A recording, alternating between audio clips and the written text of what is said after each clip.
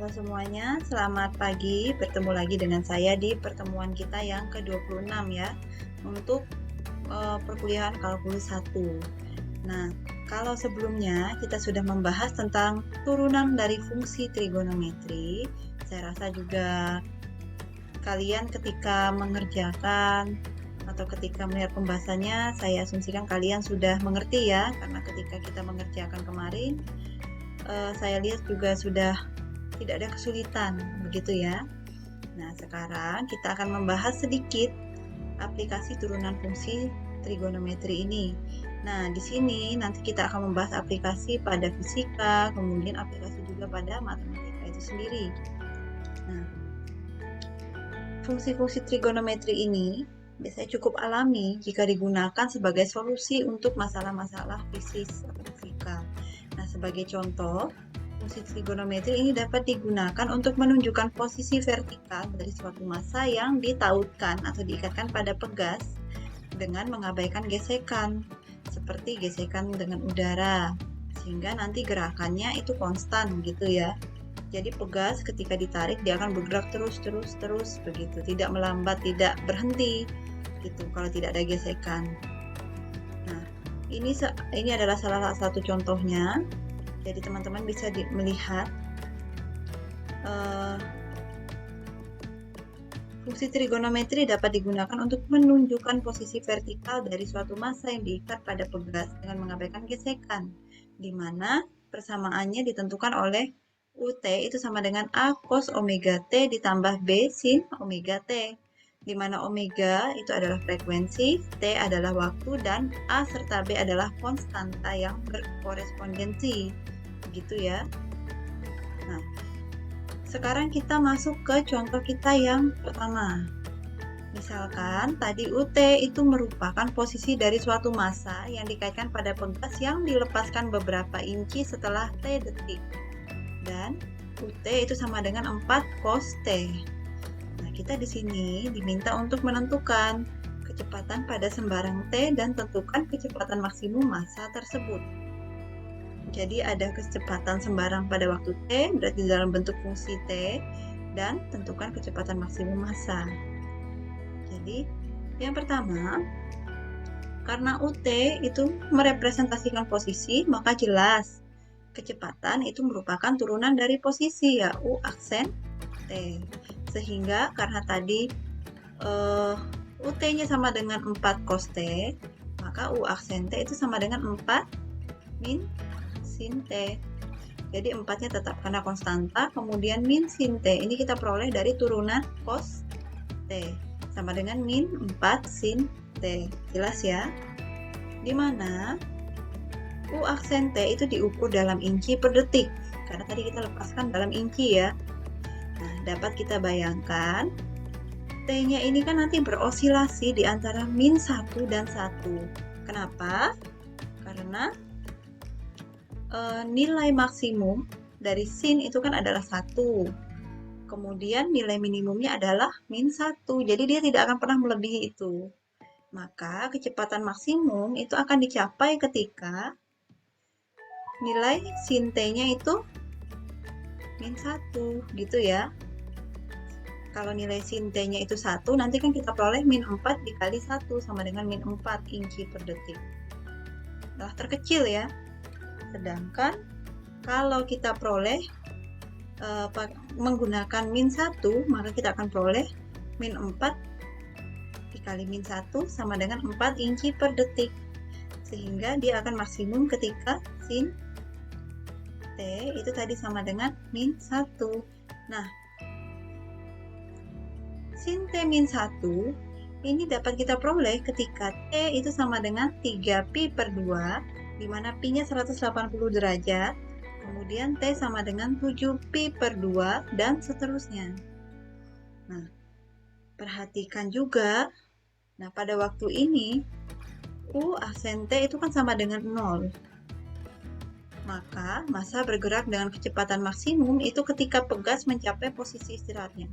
Posisi istirahat itu maksudnya, ketika kita tarik, terus kan dia naik turun, begitu ya, posisi pegas.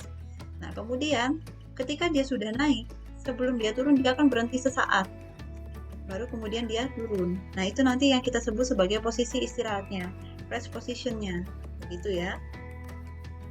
Nah, jadi di situ kecepatan maksimumnya. Selanjutnya kita masuk ke contoh yang kedua. Di contoh yang kedua masih contoh fisik terkait dengan sirkuit elektrik ya, arus listrik. Nah, kalau teman-teman perhatikan gambar ini, diagram ini menunjukkan sirkuit elektrik sederhana. Jika kapasitas penyimpanan 1 farad, induksi 1 Henry, dan voltnya itu adalah 2T kuadrat pada waktu T, maka model untuk total energi yang diperlukan sirkuit pada waktu T adalah ditentukan oleh QT sama dengan 2 sin T ditambah 2T kuadrat min 4 kolom. Gitu ya. Nah, selanjutnya, arus pada sirkuit itu bisa kita definisikan sebagai tingkat perubahan energi terhadap waktu yang ditentukan oleh IT, di mana IT tadi seperti yang sudah disampaikan kuncinya adalah di tingkat perubahan energi. Artinya, energi kita turunkan terhadap waktu, yang mana energinya tadi Q ya. Nah, nanti satuannya ampere. Kemudian kita diminta membandingkan arus saat T sama dengan 0 dan saat T sama dengan 1.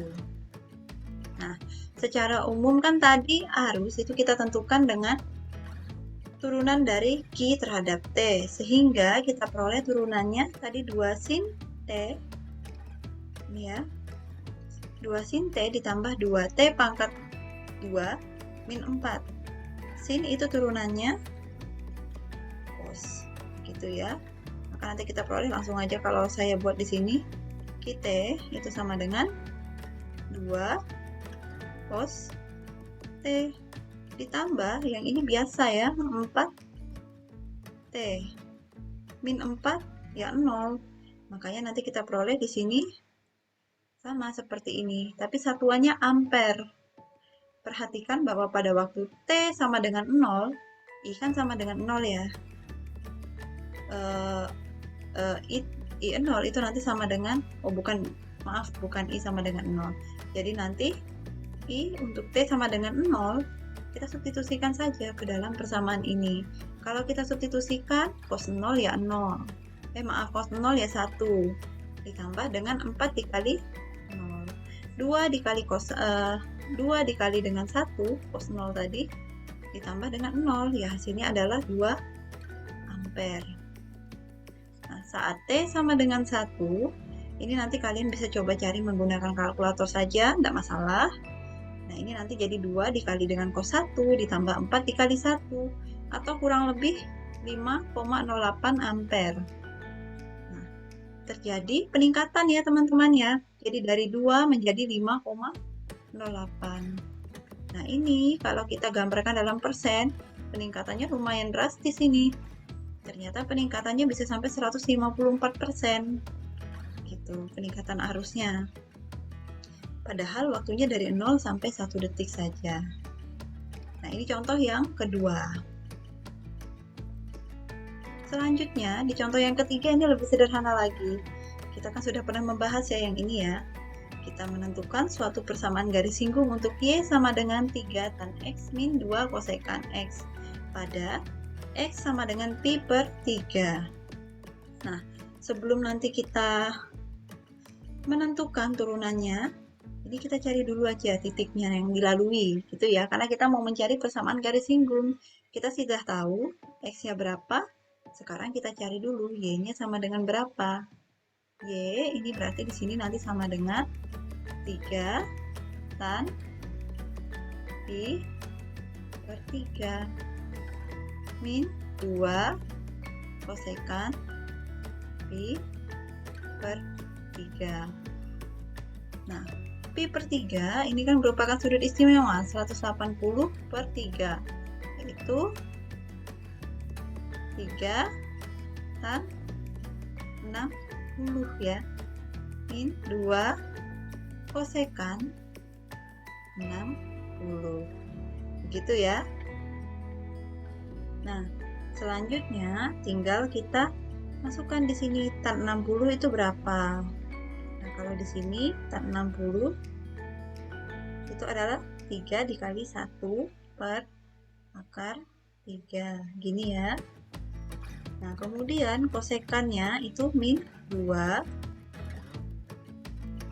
dikali dengan 2 per 3 akar 3. Nah, seperti ini. Kemudian ya sampai di sini dulu aja. Atau boleh kalau mau dibuat ini jadinya ini 3 per akar 3 min 4 per 3 akar 3. Nah, ini nanti adalah nilai pasangannya ini, X, Y-nya nanti. Nah, selanjutnya kita masuk ke sini, pembahasan untuk turunannya. Jadi kalau tadi kita mau menentukan persamaan garis singgung, paling nggak kita harus mengetahui kemiringannya ya. Nah, kemiringannya atau gradiennya itu kita ketahui dengan menurunkan. Nah, karena ini fungsinya trigonometri, menggunakan tabel yang kemarin kita peroleh nanti hasilnya adalah 3 sekan kuadrat X min 2 min kosekan X kotangan X. Gitu ya, sehingga nanti kita peroleh hasilnya 3 sekan kuadrat X ditambah 2 kosekan X kotangan X. Nah, selanjutnya, di sini nanti kita peroleh pada X sama dengan Pi per 3, tinggal kita masukkan Y aksennya, sehingga nanti kita peroleh kemiringannya itu 40 per 3 atau sekitaran 13,333 dan seterusnya. Nah, kemudian ini garis singgung dengan kemiringan 40 per 3 dan titik kemiringannya ini, seperti yang tadi cara mencarinya, memiliki persamaan Y sama dengan 40 per 3 kali X min Pi per 3 ditambah dengan Y ini. Kali ini X0-nya Pi per 3 ditambah dengan Y0, yaitu 3 akar 3 min 4 per akar 3. Ini ya. Nah, saya rasa sampai di sini yang bisa saya jelaskan. Jadi kalau yang ini nanti ini kita apa kan istilahnya nanti ini kita teruskan perhitungannya sampai nanti kita ketemu perhitungannya, karena ini masih bisa disederhanakan lagi ya sebenarnya, masih bisa dikali, masih bisa dibuat rasional begitu, masih bisa dirasionalkan. Nah, nanti hasilnya kita akan temukan ini. Jadi untuk gambaran mencari Y-nya seperti itu. Oke, sampai di sini dulu yang bisa saya jelaskan. Semoga apa yang saya jelaskan ini bisa membantu kalian untuk memahami materinya dengan lebih baik. Terima kasih, selamat belajar.